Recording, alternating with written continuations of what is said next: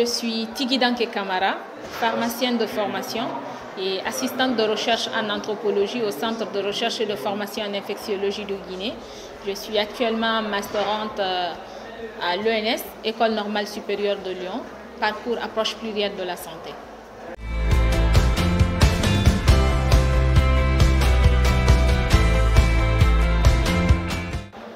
Alors, la thématique de ce congrès est très importante, surtout pour des pays où il y a vraiment un désert médical. Je trouve que le concept de territoire à l'action est vraiment formidable et bien choisi d'ailleurs, parce que quand on observe des pays du Nord ou encore des pays du Sud, tout le monde est confronté à ces problèmes-là. Ce n'est pas seulement dans les pays développés ou sous-développés. Je trouve qu'il faut multiplier souvent des actions comme ça, des thématiques comme ça, qu'on ne reste pas dans la monotonie et que les gens s'en aperçoivent finalement qu'il y a bien au-delà de ce qu'on pense, qu'il y a des problèmes qu'il faille résoudre et qu'il faut des congrès comme ça ou des organisations comme ça pour discuter et que chacun apporte des solutions et ensemble peut-être qu'on trouvera des solutions meilleures pour appliquer à notre situation.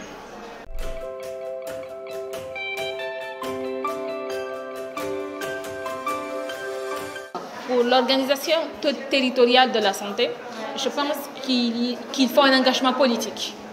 Qu'il faut un engagement politique et puis qu'il faut de la volonté aussi, que les gens acceptent. Parce que lorsque vous prenez des endroits très reculés, tout le monde a droit à la santé. La santé est un droit fondamental. Donc vous ne pouvez pas, de par votre position géographique ou sociale, ne pas avoir accès à la santé. Du coup, il faut un engagement politique. Il faut aussi qu'il y ait de la volonté, qu'on pratique l'humanité, comme le dit l'autre, et que chacun prenne conscience de la situation et des enjeux qu'on est en train de vivre. Je pense qu'avec ça, ça pourra aller.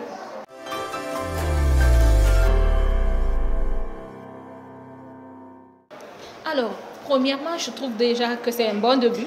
Le fait de sélectionner les résumés, de faire appel à tous ces grands chercheurs qui viennent de partout dans le monde, je pense que c'est un bon début.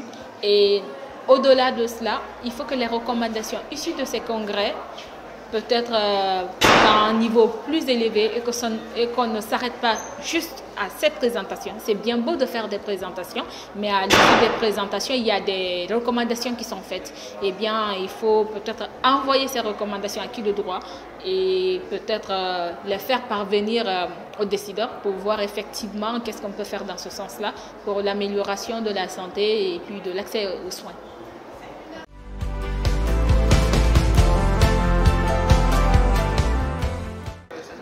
D'accord. Alors moi, j'ai travaillé sur la prévention et le contrôle des infections en milieu hospitalier, qui est un véritable problème de santé publique en République de Guinée. Je trouve que les gens devraient faire encore plus d'efforts parce qu'en réalité, il y a des formations qui sont disponibles. Ce n'est pas parce que les gens ne sont pas formés. Les gens sont effectivement formés, mais c'est l'applicabilité qui fait défaut.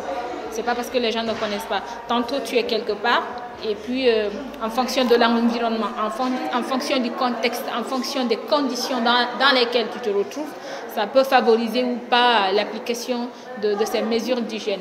Alors qu'elles sont extrêmement importantes parce que si elles ne sont pas respectées, elles peuvent aboutir à des conséquences plus graves, telles que la suppuration, qui peut allonger le temps d'hospitalisation, encore augmenter les frais d'hospitalisation. Et puis ça peut aboutir aussi à d'autres événements plus graves, tels que la mort.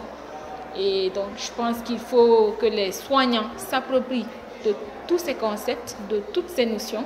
Et il ne faut pas oublier aussi les familles, qui sont les acteurs invisibles dans le maillon des soins de santé. Et après, les systèmes ne sont pas pareils parce que dans certaines structures sanitaires, c'est la structure elle-même qui prend soin des patients, mais dans d'autres systèmes, c'est les familles qui accompagnent les patients.